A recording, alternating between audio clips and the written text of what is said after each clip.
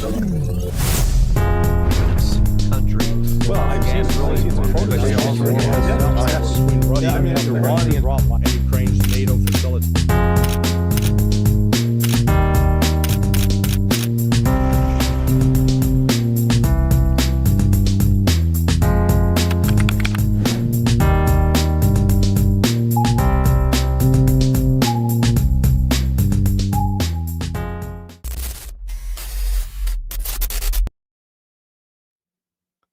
And we are live. So I have made some changes here in the view. It's not awesome, but it should work better than usual. We are again in another show of unlimited intelligence with my good friend and excellent former CIA analyst, LarryCJohnson, that has the site Sonar 21. How are you doing, Larry? Tudo bem, tudo bem. Tudo bem, tudo ótimo. I have a very, very important question for you today. Extremely important. How Okay. expensive are the eggs in the United States now? They're actually the price is coming down. So I got the other day bought 18 eggs, a dozen and a half for about $7.50. Not so bad. Yeah, Not so bad. I mean, in some areas of the country they were experiencing like $14, but Jesus. you know, here in Florida we've got lots of people with chickens and selling eggs. You know, they didn't kill all their chickens because of fear of bird flu. Yeah. So, you know, it's not the prices are definitely coming down. So Trump's getting a nice boost from that. Yeah. You know, you know why? Because he's buying eggs from Brazil. And Oh, okay. we are buying your inflation now. I mean, Trump hasn't put tariffs on Brazil yet. Oh no, at least not on yet. I need to send a memo to the White House saying, "Hey, you overlooked something. You hit those guys. Hit those damn Chiquitos Morenos. Yeah, Chiquitos Morenos. Yeah. No, this is an important question actually, because just yesterday I had a video about the situation of the eggs that became, kind of, wow, the eggs are so expensive in Brazil. And about the same time I watched this at the first time, there was a Truth Social from Trump saying that well, eggs are coming down the price, and I said, oh, there's something there. And indeed, just yesterday came out some news in Brazil that, oh, why the United States are buying Brazilian eggs? Well, because United States eggs are expensive, and now they're buying the cheap ones. And now our eggs are expensive. Uh-oh. I think somehow you're frozen. Okay. Yeah. There's an interference. I think it get cleared up here. Yeah, no, it's No, okay. look, this is a man-made problem. Biden had all the chickens killed. Kill all the chickens that lay eggs. You're going to get not enough eggs, and existing demand is going to drive the price up. You know, that's classical economic theory. Not so hard when you know math, at least So, some. but now the chicken supply is going back up. Chickens have hatched. They're starting to lay eggs, and now they're going to probably the prices will drop. Maybe it'll drop so fast that people lose money because they invested money in trying to buy chickens. That's one trying to fix one hole and creating another one. Yeah. It looks like the U.S. policies is in tatters. Inadvertently creating a problem. Exactly. Larry, I had some notes today because this week we had some interesting things going on. And you already spoke about those things in your videos, in the Judge. And I always try to watch those before so I can not ask the same, not be just an echo chamber. But some things really called my attention. Well, first of all, the eggs, of course. But your analysis on the the JFK documents, let's start by that. Your analysis on the JFK documents brought out some very interesting things. Yeah.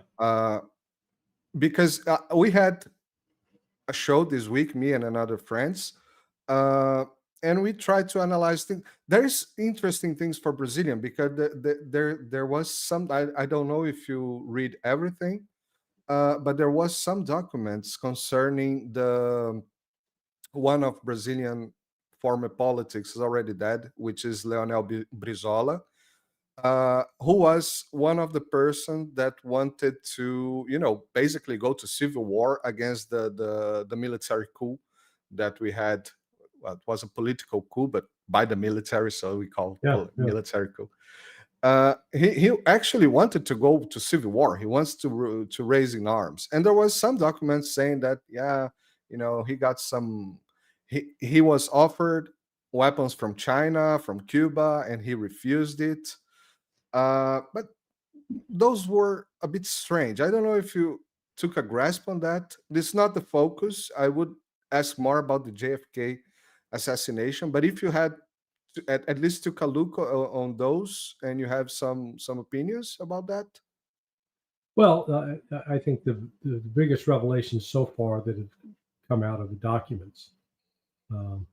Number one, establishing, before it was assumed or believed widely that the CIA had been monitoring Lee Harvey Oswald and were trying to cover up their knowledge that they'd been, to blame them that they had a lot of knowledge about Lee Harvey Oswald because they were surveilling him and they didn't act on it.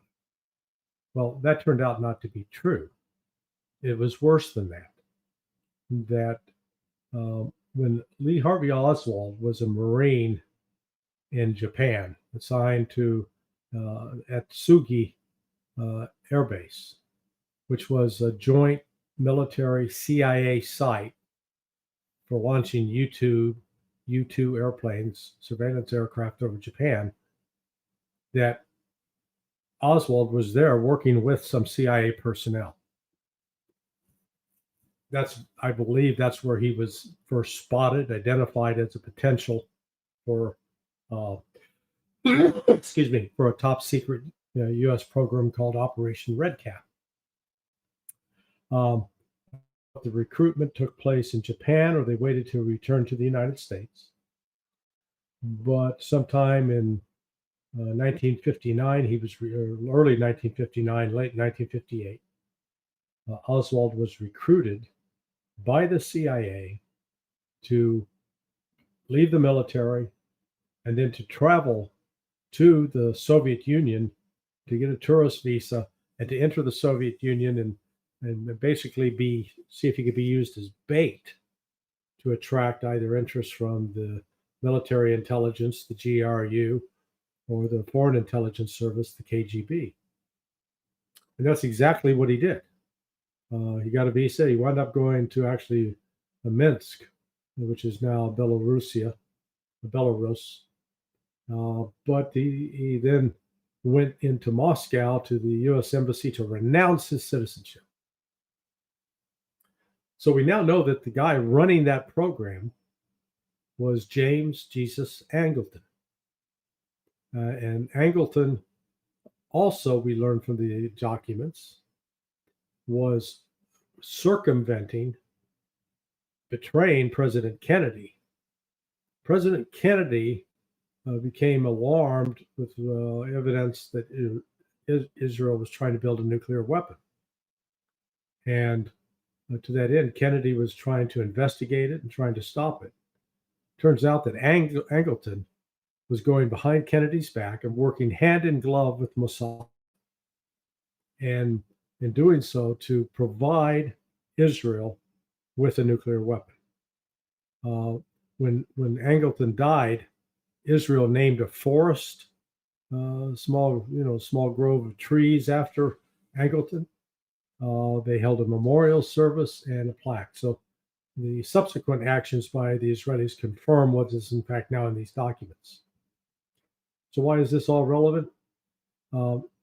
Book Final Judgment by Michael Collins Piper, 25 years ago, presented very, very strong evidence that it was Mossad, the Israelis, through former Prime Minister Ben Gurion, that ordered the assassination of Kennedy, that they worked closely with the CIA through James Jesus Angleton, and with the mafia, Carlos Marcello in New Orleans, and his sort of capo de capo was none other than Meyer Lansky.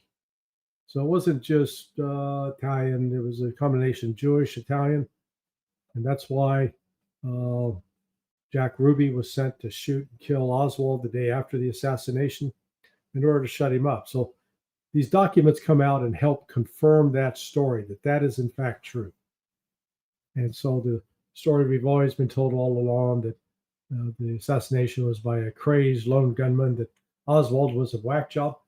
Now, you know, when Oswald came back from Russia in 1962, so he was over there for about 3 years. When he arrived in the United States, they didn't arrest his ass. In fact, they allowed him in. He had renounced his citizenship. Yet they let him in. And, you know, so he got the treatment that you would when you were actually working as a CIA asset. And the CIA continued to use him. They kept trying to see if they could, you know, paint him as a pro-Castro, pro-Rush, pro-Soviet radical. And that's why he moved to New Orleans and was working on this fair play for Cuba, you know, passing as if he is a big supporter of Cuba. He made another trip to Mexico City to try to get another visa to the Soviet Union. But by that time, I think the Soviets were on to him. I don't know exactly how he was used on the morning of November 22nd in the plot to kill Kennedy. He did not fire the fatal shot, as has been claimed. Somebody else did, the one that hit Kennedy in the head. But Oswald knew, the guy that they came to quickly understand, he was being set up. And in fact, that night, after he was arrested on the 22nd, that night in jail, he got to make a call. And he placed a phone call to a fellow in North Carolina named, who tried to, John D. Hurt, who was a former naval intelligence officer. And it turns out had been designated to be a handler, sort of a cutout between the CIA and Lee Harvey Oswald, so that is not to have a direct pathway to the CIA. And you know, so all of this adds up that John F. Kennedy was murdered in part because of his policies towards Israel, and in part because of the CIA fears that he was going to continue to disrupt covert activities that were serving the interests of pretty wealthy corporations, and CIA personnel were profiting off of that. One thing that I found, well, a couple of things that I found very interesting. I was reading your analysis on sonar21.com, and you post the picture of the autopsy of Kennedy. Yeah, the autopsy photo of the headshot. Exactly. One thing that caught my attention on that photo is that, well, you can clearly see the outside, the outing hole on his right lobe. The exit. The exit, exactly. Yeah, The exit hole. It's clear, but they do not post the entry. Yeah. hole. Well, you can actually, that photo, you can sort of see the entry. It's right in the back. You can actually see the area. Because again, the entrance wound is not going to be big. It's usually very small, yeah. The bullet penetrates, but then we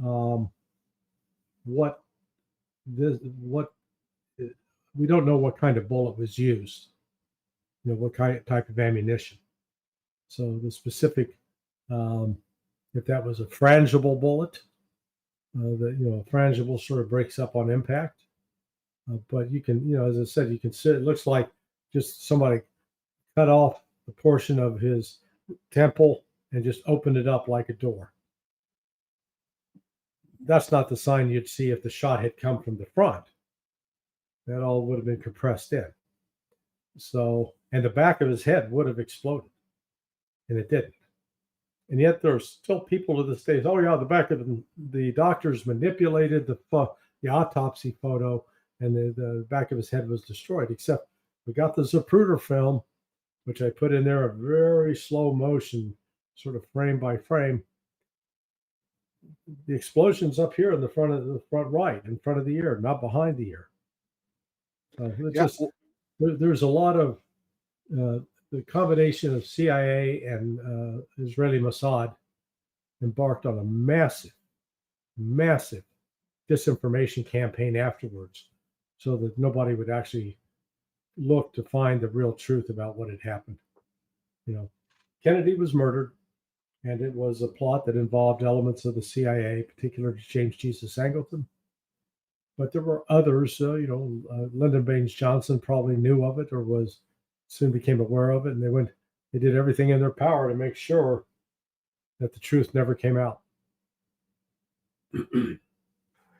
Well, the second thing that is puzzling me is the timing. Because last year, I think it was last year or the previous year, I kind of getting lost on time.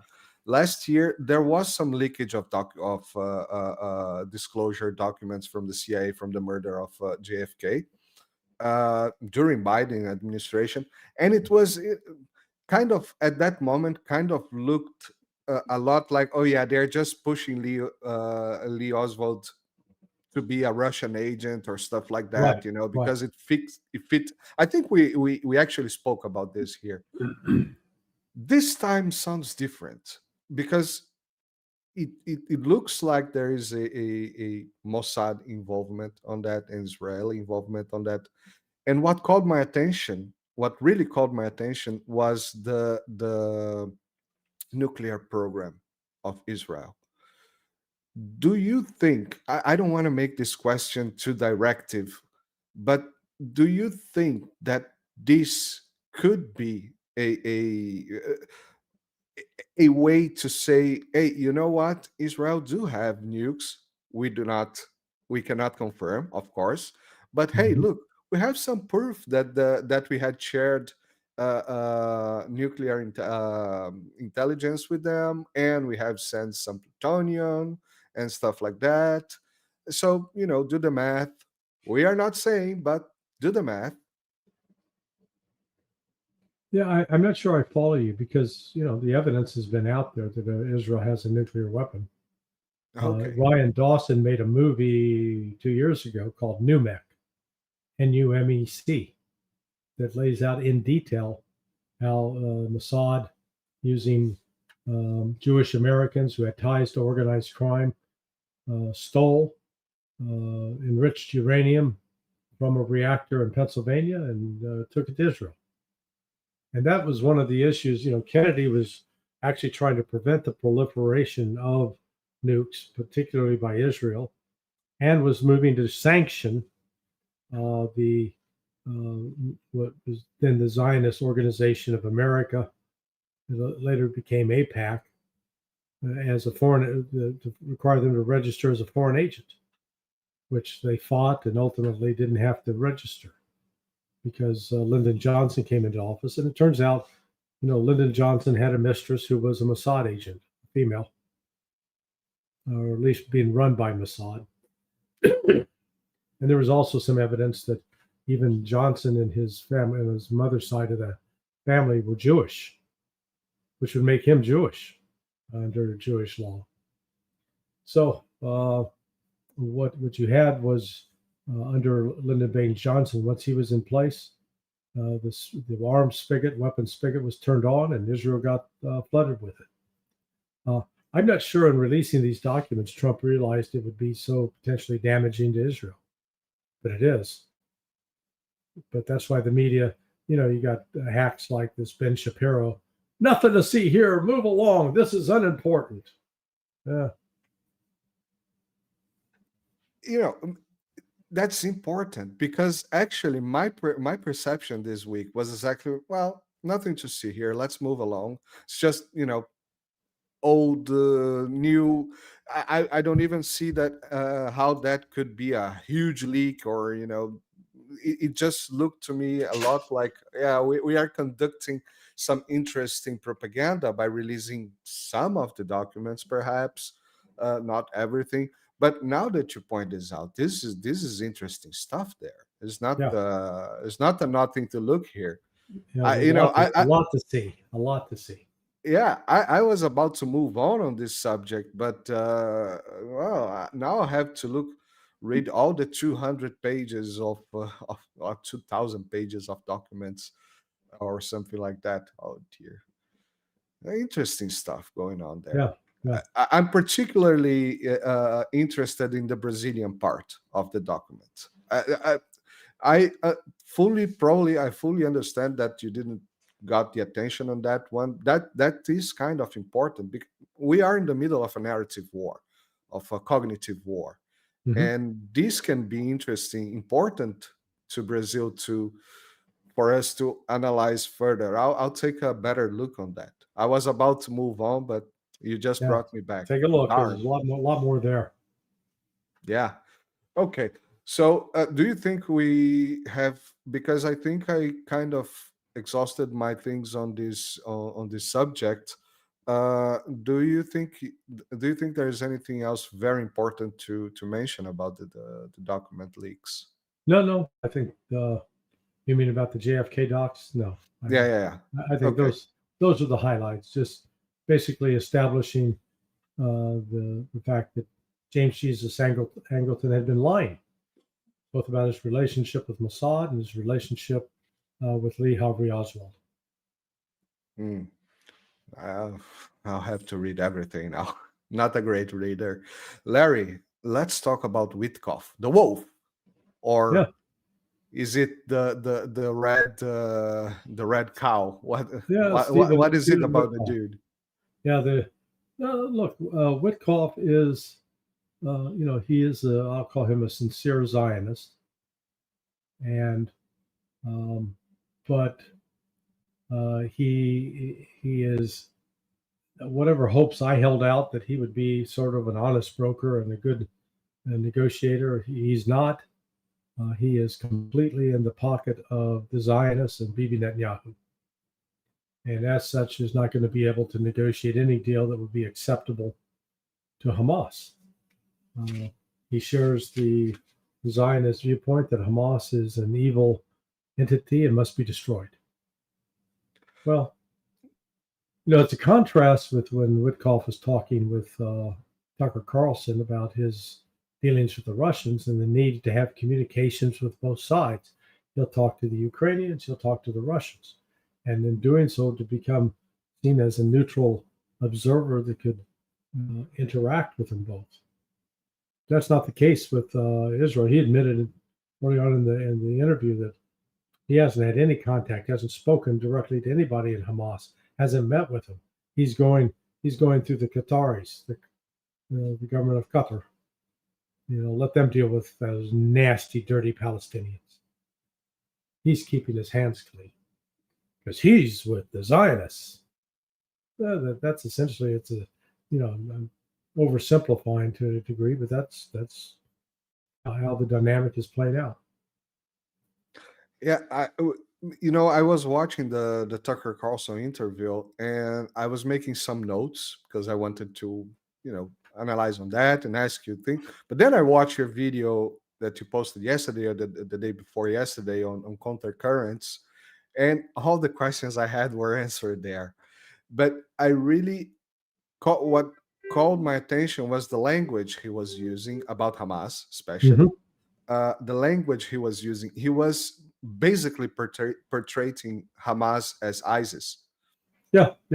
And note, while he's sort of portraying Hamas as ISIS, this terrible terrorist organization, he's making excuses for al-Jawlani, who actually is ISIS.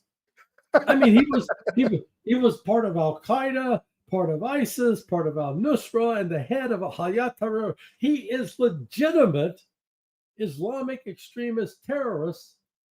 And Witkoff's making excuses. Oh, we all make mistakes in our youth, and he's come to see the light of day. He used to be named Saul. Now he's Paul. He had a conversion on the road to Damascus. I mean, what? It was a crazy night. I was high. Sorry. What bullshit. I mean, but that when he said that, I went, okay, this guy is not an honest broker at all to make excuses, because here are the actual number, not for the number of people that Hamas has killed. Hamas, Palestinian Islamic Jihad, and the 13 other different Palestinian groups. The Israeli every attack that's taken place. I looked at the data starting from August of 2000, and I took it all the way. I stopped on the end of April of 2024. I mean, they've continued, but I just used that period. 25-year period. The Palestinians, not all of them combined, killed something like a total of 1,525 Israelis over a 24-year period. Hell, Al-Qaeda killed that many. Just last week, bombing, there was about 700 victims. In one day. In one day. Exactly. So that's over that period of time. And then when you add in the number that reportedly were killed, and they weren't all killed by Hamas and the Palestinian groups on October 7th, but let's just say that they were, that's another 1,200. So that's 2,755 over 24 years. Cut me a break. Whereas Israel slaughtered over 60,000, at a minimum 60,000. Numbers just last year. Yeah, well, up through Sunday, over 60,000, and that's since the year 2000 as well. But the 90% of the fatalities among the Palestinians have come since October 7th. Is that proportional? How many Palestinians have to die to compensate Israel for the death of 2,600 people? Right now they're saying it's 15 times, 20 times. I mean, it's evil. It's wrong. But that's what I continue to try to highlight. That Zionist extremism is what's leading to this excuse for murder. If not to get too religious here, but if you step back and look at the it is the supreme being, the God that is presented as the God of Abraham, Isaac, and Jacob, the God of Israel, is a bloodthirsty son of a bitch. Telling them, go slaughter all these people, men, women, and children, animals, kill them all. Even in the Garden of Eden, here's Seth or Cain. Cain brings his gift to God. It's vegetables. He's a vegetarian. Vegetables and fruits. God rejects it. I don't eat broccoli. No Brussels sprouts for me. No. Jacob brings the dead animals, the slaughtered animals. And this God goes, yeah, baby, that's what I want. Red meat. Bring it to me rare. Sorry. That could be a great comedy skit, but it's a foundation for your religious belief that the God you worship wants to kill. This God requires killing, lots of killing. I don't want to follow up. I don't want to start from my Egypt. life or my beliefs centered around a bloodthirsty bastard like that. Sorry, that cuts against the grain of humanity. If you really believe all men and women are created in the image of God, that doesn't mean that one group got the special. Actually, God had A image, B image, and C image. A is really for the high class. You get to get inside the ropes. You get to go to the VIP room. But all you C people, man, you got to wait out on line. That's what we've got with this ridiculous Zionist premise that, God gave this land to us and nobody else can live there but us. And if you live there, we get to kill you. But it's what God says. Sorry. That My story, bad. you guys made that story up 2,500 years ago when you'd been captured by the Babylonians. That's why you're pissed at the Iranians. Their descendants took you into captivity 2,500 years ago. And, if it's been handed down generation to generation, you're still pissed at them. Just move on. Just move on. Jesus Christ. Yeah, sorry. I'm not sure it was the moment to say this, to claim for Jesus. At least you can make the claim that, Jesus Christ came to, Jesus the Messiah, because that's what Christ stands for, to a radical reinterpretation of Judaism away from all the blood sacrifice. To say, okay, I'm the only, you don't have to die. You don't have to go kill other animals. I died for you. So it stops that chain of violence. And then Jesus is talking about turning the other cheek, not kill the motherfuckers. Quite a whole different, it is a different outlook. I mean, candidly, and I'm not here to proselytize, but I'm just saying from a standpoint of a religion that in theory should be about peace, that is Christianity. Now, we can go through the historical record and, people point out that, hey, the Christians have been involved with massacres around the world and killing off indigenous tribes. Yes. And they have certainly not followed with what they claim to believe to make that case. But, this religious theology has turned out to be a noxious curse on Israel and the surrounding countries, because it's being used to justify all sorts of genocidal behavior. And perhaps that's why they reject Jesus. Could be. Doesn't fit. No, doesn't work for me. Peacefully? It's funny because we always hear that Islam is the religion of war and all that. I mean, if you look old books, life was a bit different. So we can even the Bible has some violence on it. So yeah, it is. But we have to interpret for to 2025. It is clear that there have been those episodes in Islam, and there are those segments, I call them segments or sects within Islam that certainly believe, just like the Jews do, that the violence can be used against the infidel, against the unbeliever, against the Amalek.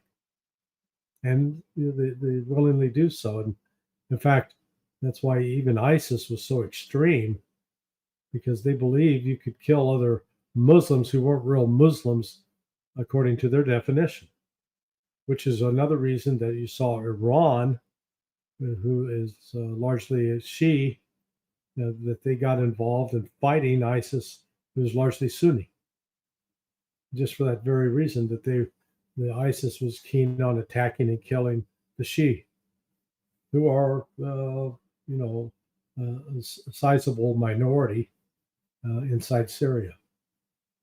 Now, so this, a lot of the even modern day foreign policy issues you can't understand unless you understand the religious roots, why people believe what they do. And listen, I know what I say about the Old Testament, which is basically a combination of the Torah, the Pentateuch, and then you've got the prophets. You know, I'm sure I anger a lot of people. How dare you? You know, I'm insulting God, or you just don't understand. You know, I hear that a lot. Please, I fully understand. I just have decided that I'm not going to accept this book written by a bunch of captive Jews in Babylon as the definitive word of the supreme being who is eternal. Because this was written by men and reflects the frailties and foibles of men. It's a history. And listen, there were some tremendous writings from, the prophets Isaiah and Ezekiel, yes. But let's not, Jeremiah, but let's not convince ourselves that everything that's in that book is somehow was written by God's hand, and therefore, man, God doesn't make mistakes, so this must be true. No, there's a lot of nonsense in there that people use today to justify killing others. You're muted. Somehow my Okay, there keyboard you are. stopped working. You're back. You're back. Oh, God don't make mistakes. Don't you guys know what's the animal's name? Platypus? What Yeah, platypus. Yeah, platypus? the platypus. Okay. All right. Maybe God was drinking some of that wine that Jesus converted from water. After that 6 glass of wine, platypus, man, that'd be hilarious. That sounds like a great idea. Yeah, sorry. It's perfect. Larry, since we are a little shrink on time today, not shrink, well, limited. I just want to ask you very quickly about Ukraine. Basically, Russia-US negotiations and Ukraine, just playing whatever they want to. But we're just getting word now. I mean, within the last hour, that apparently Russia and the United States agreed to restarting the grain deal of grain being shipped out from Ukraine, from Russia to the Black Sea. Now, one of the reasons Russia curtailed that is said, hey, you got all these sanctions on our agricultural products and our fertilizer. Lift those, and we'll go back. We'll allow that deal to go forward. Well, apparently that's going to take place now. People say, "Oh, why would the United States make that deal?" Well, for one reason, we have continued to import. We're dependent on Russia for a large portion of the fertilizer we use. So this is good for the United States, and lifting those sanctions on Russia is a step in the right direction. And plus, it doesn't change the face of the war at all with respect to the Black Sea. And there's been a lot of propaganda about how Ukraine dominates and control. It's just bullshit. So I think the Trump folks who come out, they'll be giddy to announce that, hoping to take attention away from this Signal app scandal that has erupted, where they allowed this reporter, the Zionist reporter Jeffrey Goldberg, in on a secret chat about attacking Yemen. They do. They look like a bunch of buffoons, and it's not a good look for the Trump administration. So this is his first real fiasco, and I'm afraid it won't be the last. Yeah, there was some hope, but well, this grain deal, I mean, Russia kind of always were a bit soft on the Black Sea situation, on the grain, especially because of the global South countries. Right. And Kursk just fell, and now they are trying Belgorod and getting hammered in Belgorod. and things not looking good for Zelensky at all. Right. Well, his days are numbered. Yeah. Sands of time for him are running low. Yeah. Iron Maiden. So popular Larry days of Johnson. our lives. Oh, yeah. I didn't watch that, to be honest. Neither did I, but that tagline, the like times through the hourglass. Yeah. You know, that was their advertising. So You kind of broke for a second, but yeah, I understand it. That was the advertising for the Days of Our Yeah. Lives. yeah, All right. Larry, I think we covered mostly everything. Do you think there's any other consideration for the week? well, there's excuse me, let me turn this off. Nice music, though. There's always Yeah, always a lot to talk about, but no, I think we're good for today. Okay, perfect. So everybody remember, I will please, because I am very bad in remembering things. Could you please write me the name of the book that you mentioned today? Oh yeah, Final Judgment. Final Judgment, not too hard. I'll write here. Michael From Collins Piper. Michael Collins Piper. Yeah, check it out. I'll put the links and the suggestion for people to read this book. From what I heard, what you said on the judge, it sounds very interesting for me as well. Yeah, definitely worth reading. Larry Johnson, my great friend, thank you again. Hope to see you next week. Remember, everybody, that all the links are on the description for Larry's, especially the Sonar 21, where he posts all his interviews and all his fantastic analysis and articles. The links for the IDM are on the description. See you guys. Well, today still. See you next week, my friend. All right, man. Thanks, Marcelo. Later, man.